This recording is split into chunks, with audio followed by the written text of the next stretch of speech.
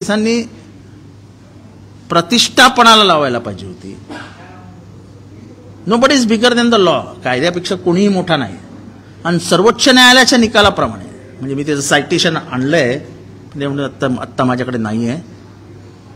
जेव्हा एखाद्या अधिकाऱ्यासमोर एखादा तक्रारदार हा कॉग्निजेबल ऑफेन्स घेऊन जातो तेव्हा तो सांगतो त्याप्रमाणे तुम्हाला तक्रार घ्यावी लागते. पोलीस स्वतःच्या मनाने तक्रार नाही घेऊ शकत. तिथे तक्रारदार कोण आहे मला माहित नाही. पण अख्ख्या देशमुख कुटुंबियांनी आज याचिका देखील केली आहे आणि त्यांचं पहिल्या दिवसापासून म्हणणं होतं की वाल्मिक कराड या खुनात आहे. मग त्याचं नाव का नाही एफआयआर मध्ये? एफआयआर पोलीस नाही लिहू शकत. First information report is given by the nearest relative किंवा बरोबर कोण असेल ते करतात ना. तर माझ्या अंदाने त्यांचा भाऊ जो धनंजय आहे किंवा काय त्यांनी केलेली आहे आणि ते धनंजय तर कोर्टात पण गेलाय. एकंदरीतच हे सगळं संशयास्पद आणि धक्कादायक आहे. आणि स्वतः वाल्मिक कराड सांगतो की मी काय खुनातला आरोपी नाही आहे. माझ्यावरती एक खोटा खंडणीचा गुन्हा दाखल झालाय आणि मला अटकपूर्व जामीन मिळाला असता. ही कुठली भाषा आहे एखाद्या गुन्हेगाराची?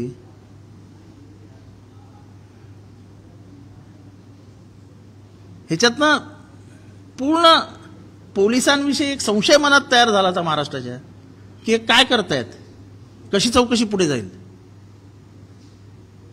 चला आता पोलिसांच्या आणि जनतेच्या ह्याच्यामुळे तो शरण आला. धनंजय मुंडेंचं काय? पोलिसांनी पोलिसांचं काम केलं, त्यांनी ताब्यात घेतला, चौकशी सुरू केली आहे.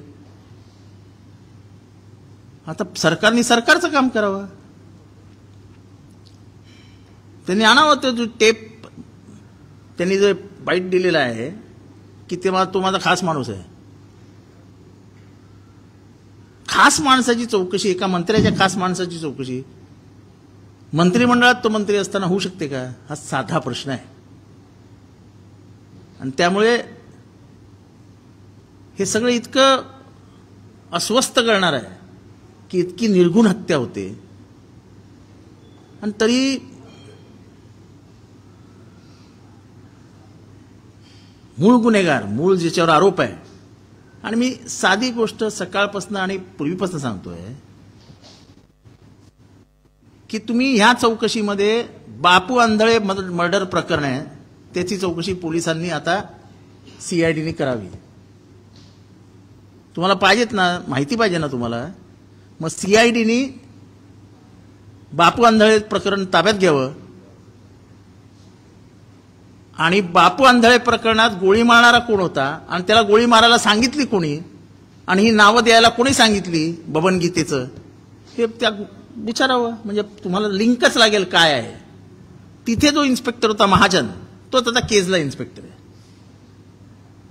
त्या महाजन यांनी जेव्हा नावं लिहिली बापू आंधळे खून प्रकरणात तेव्हा वाल्मिक कराड त्यांचा दररोज उठणारा बसणाऱ्यातला चहाचा माणूस, त्यांचं नाव त्यांनी तिथे वाल्मिक अण्णा लिहून ठेवलं, कराड नाही. फर्स्ट इन्फॉर्मेशन रिपोर्टमध्ये नावं देण्याची प्रयत्न करत होते कुटुंबीय, नावं घेतली नाहीत. बापू आंधळे सांगतोय.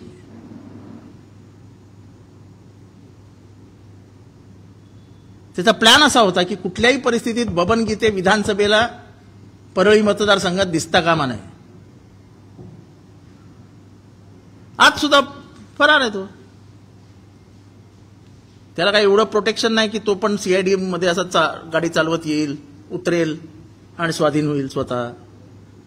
एवढं तर त्याची ताकद नाही आता. पण म्हणजे हे एकंदरीतच प्रकरण हे किती राजकीय प्रभावाखाली आहे हे बघितल्यानंतर ह्याच्यातनं महाराष्ट्राच्या मनात शंका तर येईलच, पण एक धडकी बसेल की राज्यव्यवस्था कुठे चालली आहे.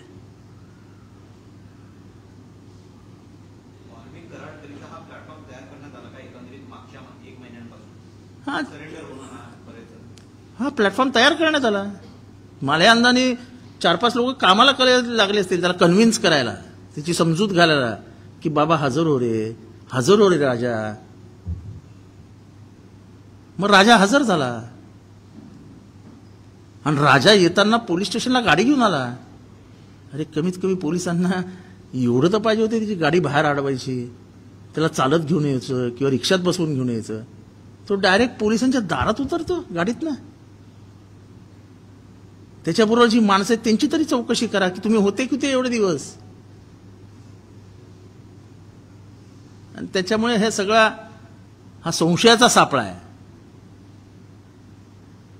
त्यामुळे मला फार अपेक्षा नाही आहेत की असं आहे की समोरासमोर खून झालेला आहे, लोक उचलून घेऊन गेले, हे त्याच्या आत्याभावाने बघितलेलं आहे, त्यामुळे तिथपर्यंत ठीक आहे. पण हे प्लॅनिंग कसं झालं, ही 2 कोटीची खंडणी कुठे मागितली गेली, ही का मागितली गेली, त्या दिवशी काय झालं, अशोक सोनवणेला कोणी मारलं कानाखाली पहिल्यांदा, अशोक सोनवणेची जात काय होती, अशोक सोनवणेची केस का नाही रजिस्टर झाली, हे सगळं आलं ना लाईनीत. ती रजिस्टर होऊ नये म्हणून कोणी फोन केला, महाजनला कोणाकोणाचे फोन गेले केस घेऊ नका म्हणून. मी का सारखतोय महाजन, तर तोच महाजन बापू अंधळेच्या खुनामध्ये, तोच पाटील ज्याला सस्पेंड केलाय तो पण त्या बापू अंधळेच्या खून प्रकरणात आहे.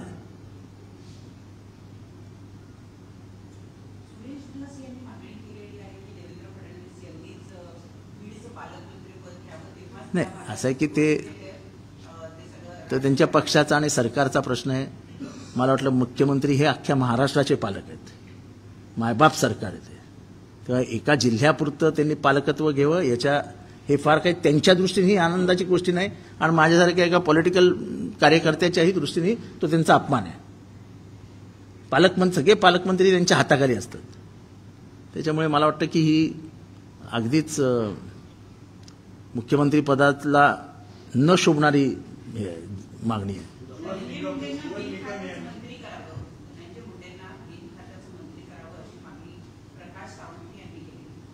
नाही नाही असं आहे की त्यांना मंत्रीच का करावं, एवढे का घाबरतात प्रकाश साळुंखे, त्यांना मंत्री का ठेवावं, अहो तो कॅबिनेटमध्ये असणार ना. ते उद्या मंत्र्यांनी बंगल्यावर बोलवलं कलेक्टरला, तर कलेक्टरला जावं लागतं प्रोटोकॉल प्रमाणे. उद्या जर ह्या खून प्रकरणात, मला एक प्रकरण आठवतं, मी सांगू शकत नाही ते प्रकरण, पण एक चौकशी महाराष्ट्रात अशी होती की संबंधित ऑफिसरनी होम मिनिस्टरला ब्रीफिंग करणं सांगितलं, मी नाही करणार तुम्हाला ब्रीफिंग.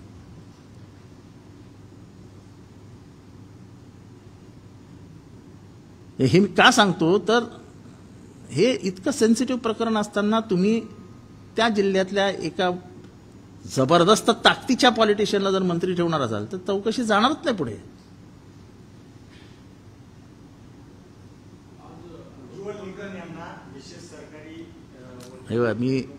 तुम्ही कोणालाही सरकारी वकील नेमा, पण त्याच्यासाठी तुम्हाला देशमुख कुटुंबियांची मान्यता घ्यावी लागेल.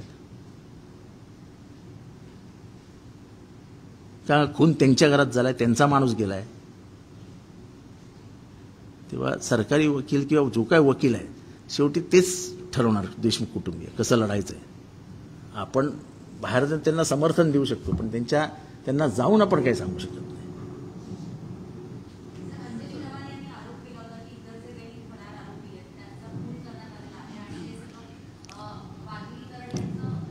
एक तर पहिली गोष्ट त्यांचं नाव वाल्मिकी नाही हो, त्याचं नाव वाल्मिकी आहे. कशा वाल्मिकी करून एका चांगल्या संताचं नाव घेता.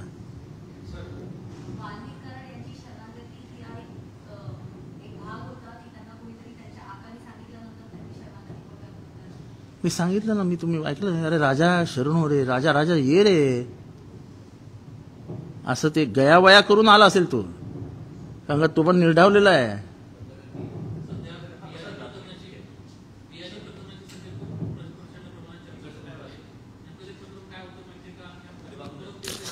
कसली माझा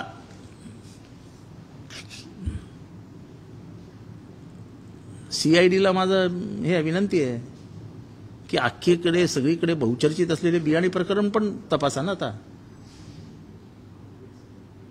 सगळ्यांना माहिती आहे काय झालं बियाणे प्रकरणात, कोणी धमकावलं, काय झालं सगळ्यांना सगळं माहिती आहे. महाराष्ट्रातले अनेक म्हणजे तुमच्यासारखे पत्रकार आहेत ज्यांनी आपली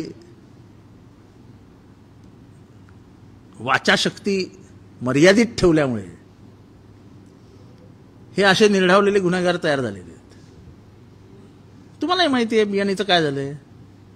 माझी अपेक्षा आहे की तुम्ही जे सगळे फ्लॅश करत असता ते एखादा फ्लॅश असा येऊ द्या की फ्लॅश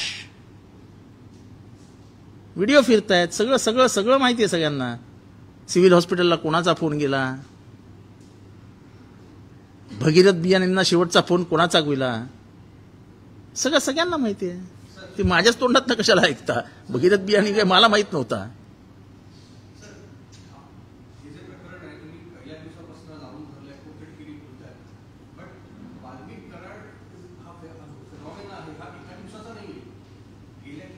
अहो मी तर मागणीच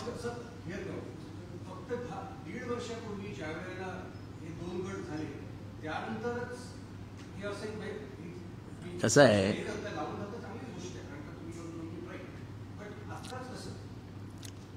नाही ह्याच्या आधी सुद्धा बबन गीतेच्या ते जे बापू अंधळे मर्डर आहे ते मी आणि जयंत पाटलांनी लावून धरलं होतं. पण तेव्हा जो SP होता तो ऐकायलाच तयार नव्हता.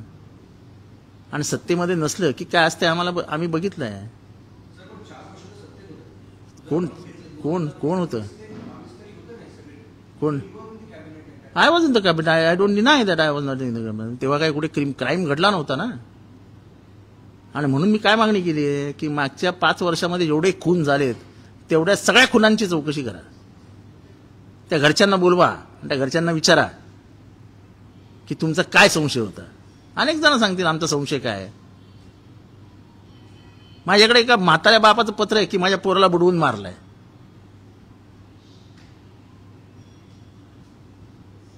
आम्ही ज्युडिशियल इन्क्वायरी का मागतोय. ज्युडिशियल इन्क्वायरीमध्ये तुम्ही जाऊन जस्टिसला भेटू शकता, सांगू शकता की माझी अशी तक्रार आहे आणि ही will judiciously check into it. It is about getting a hardcore criminal into the clutches. It is not about की तुम्ही का नाही केलं आणि मी का करतोय. अशातला काही भाग नाही. काय मी का किती वाजता केलं इज नॉट इम्पॉर्टंट. मी करतोय इज इम्पॉर्टंट.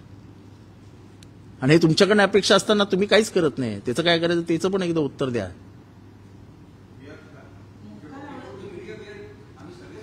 आय नो हा चला बोला पुढे बोला. मुख्यमंत्र्यांनी मोक्का लागला जाईल असं सांगितलं होतं. मुख्यमंत्र्यांनी ज्युडिशियल इन्क्वायरी विषयी सांगितलेलं. आज ते ज्या पद्धतीने बोललेत अपेक्षा आहे की ते त्याच कडक पद्धतीने आता ऍक्शन घेतील. And looking at the body language of the chief minister in the past few days I think he is a change chief minister. So I expect more out of him. मला त्यांच्यातलं खूप काही अपेक्षा आहेत.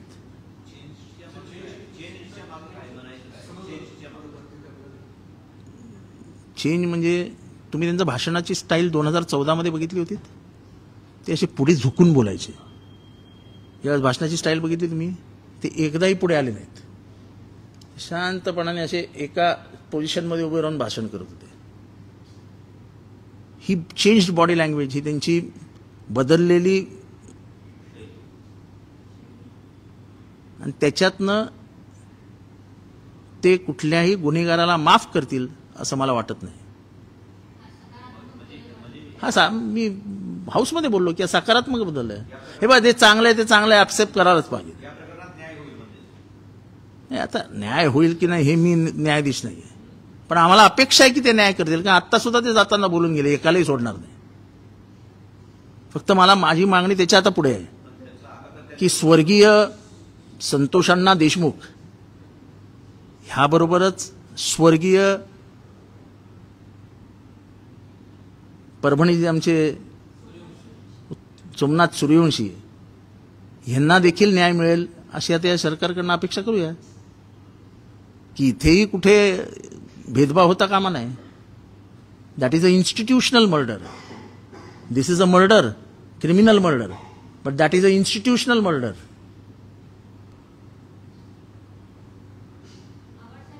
म्हणजे मोर्चा निघाल्यावरच न्याय मिळणार असेल तर मग गोष्ट वेगळी.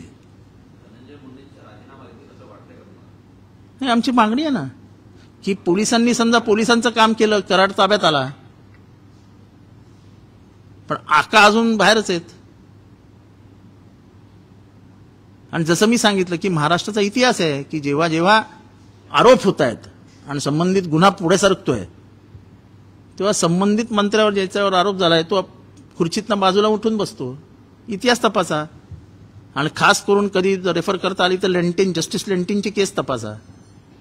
ती ग्लुकोजमध्ये त्या सलाईनमधनं जी ग्लुकोज द्यायचा त्याचा भ्रष्टाचाराचं प्रकरण आहे. जुनं आहे पण ते तपासून बघा.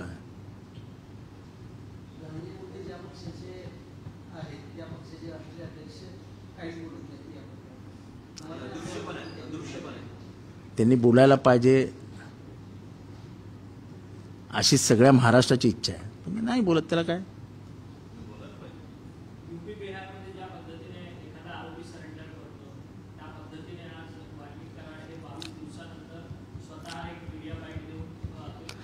असं आहे की अख्ख्या बीडला माहिती होतं, पुण्यातल्या त्यांच्या समर्थकांना माहिती होतं की राजे येणार आहेत आज.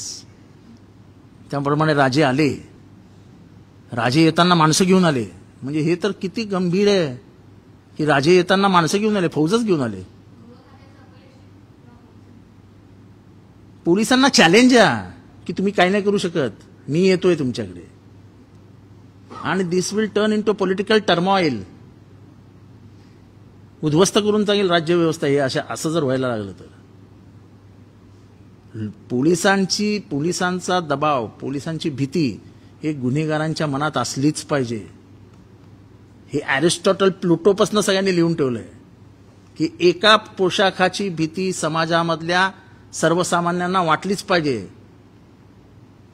जर तीच भीती उरली नाही तर मग कोणाला घाबरणार आहेत. म्हणजे ते तर असं ग्लोरिफिकेशन ऑफ क्रिमिनल आहे. म्हणजे हे तर गुन्हेगाराचं उदात्तीकरण आहे की तू हजर होतेस का, ये आम्ही आहेत स्वागताला. अजून फोटो नाही बाहेर आले, नशीब चहा पितानाचे की आल्या आल्या मस्त गरम गरम चहा वगैरे पाजला, असं भजी खाल्ली आणि मग साहेब गेले.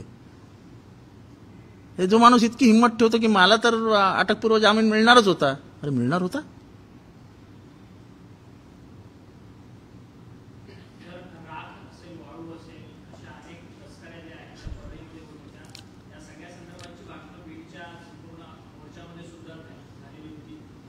अख्ख्या बीडला माहिती आहे की राग कोण उचलतं. अख्ख्या बीडला माहिती आहे की रेती कोण उचलतं. अख्ख्या बीडला माहिती आहे की डीपीटीसी मधनं पैसे कसे जातात.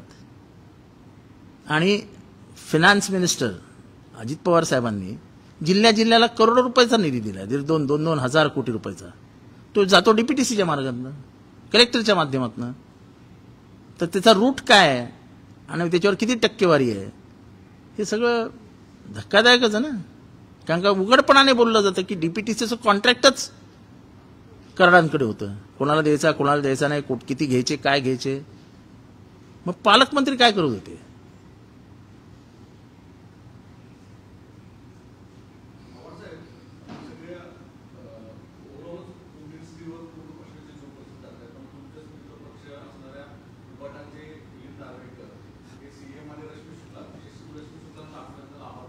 नाही असं की सीएम, मी अजूनही सांगतोस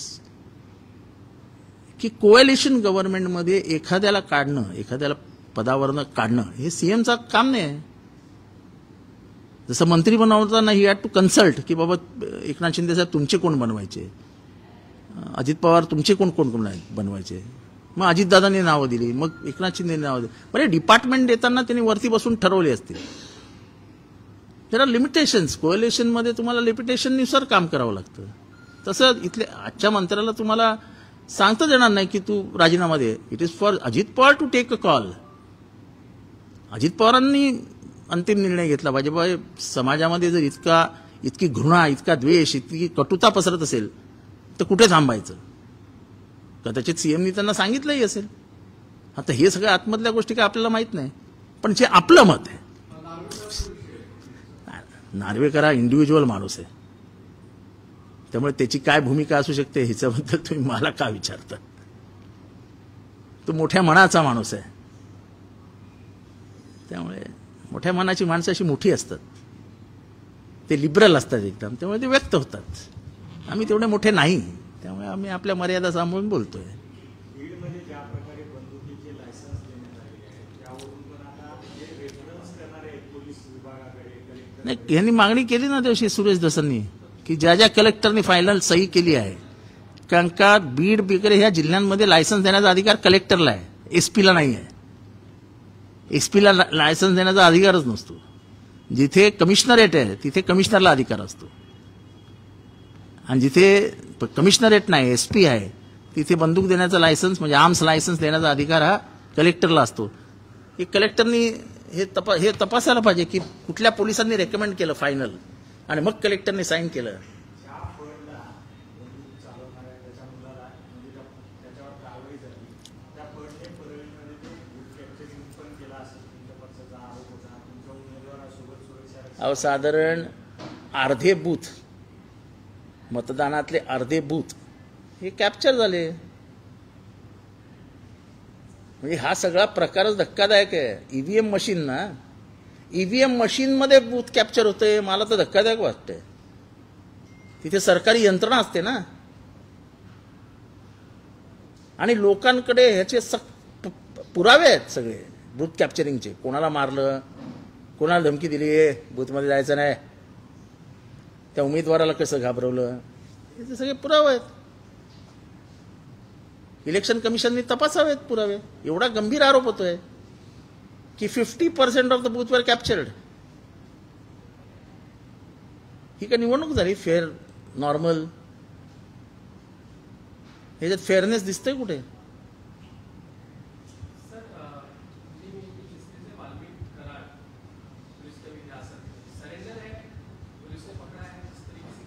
देखो ऐसा है कि इसको क्या कहेंगे, 60 साल में ऐसा एक भी उदाहरण नहीं है जो आदमी कार से गया पुलिस स्टेशन में, जिसके नाम से पुलिस 22 दिन चिल्ला रही है, पूरी महाराष्ट्र चिल्ला रही है, पूरा महाराष्ट्र शक के गुंजाइश में है, और तब वो जाता है, गाड़ी से जाता है, मैं आ रहा हूं कहता है, वीडियो डालता है कि मैं आ रहा हूं.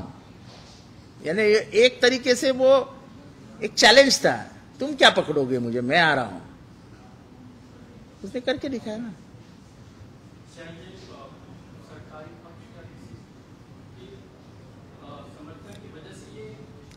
वो ये ऐसा है कि मैं आज भी कहता हूं कि पुलिस कोई भी हो, सरकारी यंत्रणा, जब सरकार है तो सरकार के इशारे पे ही काम होता है. और इसलिए हम कह रहे हैं कि धनंजय मुंडे को मंत्रिमंडल में रखना यानी इस गुनाह, ये जो गुनाह हुआ है, ये जो क्राइम हुआ है, उसके ऊपर चद्दर डालने जैसा है.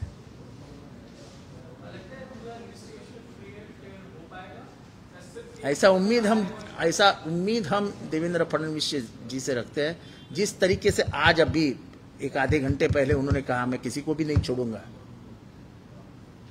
क्योंकि मैंने उनको याद दिलाया था कि ये बात ध्यान में रखना कि वो आदमी भले ही बीजेपी का कार्यकर्ता था, उससे मुझे कुछ लेना देना नहीं है. मैं कभी भी पार्टी पॉलिटिक्स ऐसी चीजों में नहीं लाता हूं. पर ये हमको सबको ध्यान में रखना चाहिए कि उसके 2 बच्चे अनाथ हो गए, गरीब है वो, उसकी बीवी का सिंदूर गायब हो गया. मैं महाराष्ट्र के और सभी लोगों से आपको भी पूछना चाहता हूं कि आपके बहन से अगर ऐसा बर्ताव होता तो आपके दिल में क्या होता? ये महाराष्ट्र के जनता के सामने सवाल रखना है कि आपके बहन के साथ इतना बड़ा हादसा आपके बहन के साथ होता तो क्या आपको गुस्सा नहीं आता? तो हमको कोई बहन है कि नहीं है? हमको कोई बच्चा है कि नहीं है? उन अनाथ बच्चों के आंख में देख के वो उसके वीडियोज आते हैं, वो बच्ची के, वो इधर उधर जा रही है, घूम रही है, बातें बता रही है, उसके आंख में आने वाले आंसू क्या हमें दर्द नहीं देते हैं? हमसे इंसानियत इतनी मर गई है हमारे में से कि हम पार्टी पॉलिटिक्स और पॉलिटिक्स के लिए वो बच्चे के आंख के आंसू भी हम देख नहीं सकते.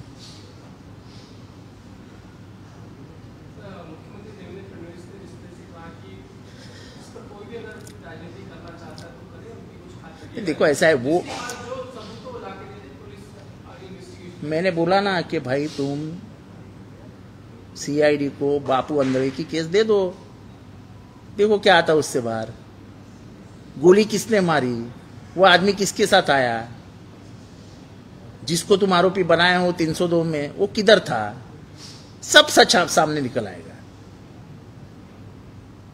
सब सच सामने निकल आएगा।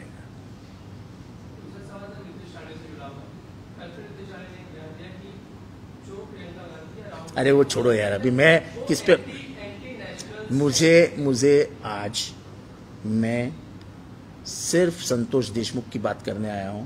मैंने कल मुझे जो बयान देना है दे दिया है, और मैं आगे जाके सोमनाथ सूर्यवंशी के लिए भी सरकार से हाथ जोड़ के विनती करूंगा कि ऐसा मत करो। वो भी एक माँ ने अपना बेटा खो दिया, लॉ का स्टूडेंट आखिरी साल का, एकदम गरीब खानदान से, पिछड़े वर्ग का आदमी हो, कि जो पढ़ लिख के बड़ा बनना चाहता था, उसके सपने चक्काचूर हो गए।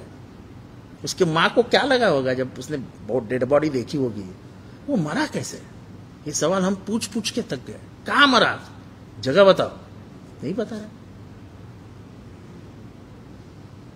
आप इतना क्यों ये अस्वस्थता है कि आप क्यों नहीं बताना चाहते? अगर वो लाठीचार्ज में मरा है तो मरा है, क्योंकि पोस्टमार्टम रिपोर्ट आप नहीं बदल सकते। वो पोस्टमार्टम रिपोर्ट में आज भी लिखा है शॉक ड्यूटी मल्टीपल इंजरीज, धक्का, बहुत मारपीट होने के बाद, बहुत जख्म होने के बाद। जख्म पुराने तो नहीं हो सकते ना, जख्म को अगर व्रण लिखेंगे यानी निशानी है तो पुरानी होती है, पर जख्म फ्लोइंग होते हैं यानी उससे खून दिखता है तो उसको मल्टी इंजरी बताते हैं ना। इंजरी 1 साल पुरानी नहीं होती है। तो ये सब जो है वो सामाजिक सलोखे के लिए, सामाजिक व्यवस्था जिसको हम बोलते हैं वो अच्छी रखने के लिए इच्छा नहीं है।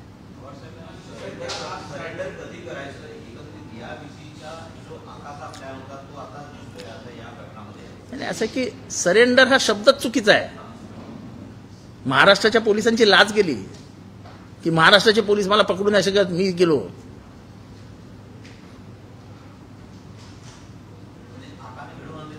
आता ते पब्लिक खूप हुशार आहे हो, पब्लिकला सगळं समजतं आता। म्हणून तर आम्ही मागणी करतो की ते मंत्रिमंडळात नसावेत। त्यांनी केलं नसेल पण आमच्या मनात तर संशय नाही, यांनीच सगळं मॅनेज केलं। अहो साधा शेवटचा मी तुम्हाला विचारतो, पोलीस स्टेशनला गुन्हेगार गाडीतनं उतरतो आणि सरेंडर झालो असं सांगतो, 1 तास अगदी मी सरेंडर व्हायला चालतोय, त्याच्याबरोबरचे 2 जण सांगतात की आम्ही पुण्यातच होतो। पोलिसांचे म्हणजे पोलिसांसमोर हे सगळं बोलणं म्हणजे पोलिसांना वाकुल्या दाखवल्यासारखं आहे। ते माकडं कसं वरनं झाडावरनं वाकुल्या दाखवतं।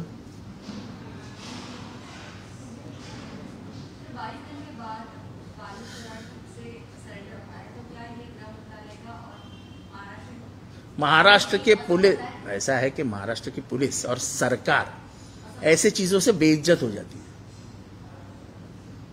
कोई भी क्रिमिनल सरेंडर नहीं हो सकता है, पुलिस इतनी कमजोर नहीं है। मैं आज भी जानता हूं कि क्रॉफर्ड मार्केट का जो क्राइम ऑफिस है, जो पुराने ऑफिसर्स वहां बैठते थे, उधर एक चीज लिखी गई थी कि यहां पत्थर भी बोलता है। इसका मतलब आप समझ लो क्या बोलना है। महाराष्ट्र सरकार की ऐसा है कि बंबई के किसी गैंगवार वाले को अगर बंबई क्राइम से फोन जाता था ना तो सिर्फ टट्टी करना बाकी रहता था। इतनी दहशत थी इतने बड़े गैंगस्टर्स के दिलों में बंबई पुलिस के बारे में। अगर पुलिस की दहशत ही चली गई तो फिर तो हर घंटे में एक मुर्दा पड़ेगा, कोई मतलब नहीं रहेगा। मैंने तो मांग की है ना बाबा, मैंने तो मांग की है, पहले दिन से कर रहा हूं।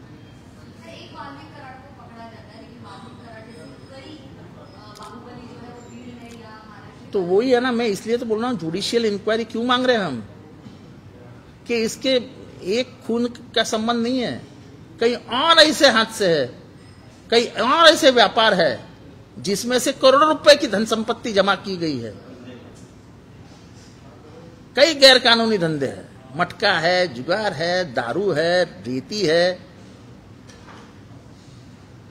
ये सब का नाम एक ही आदमी से क्यों जोड़ा जाता है? ऐसा क्या है उस आदमी में, कैसियत?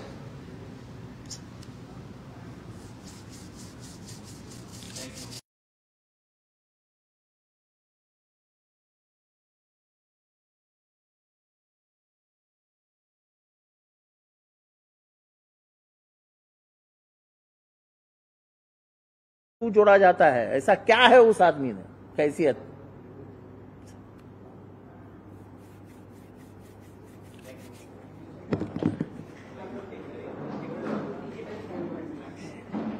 फक्त तेवढंच आणि तुम्ही थोडक्यात बोललं तरी चालेल, काही प्रॉब्लेम नाही.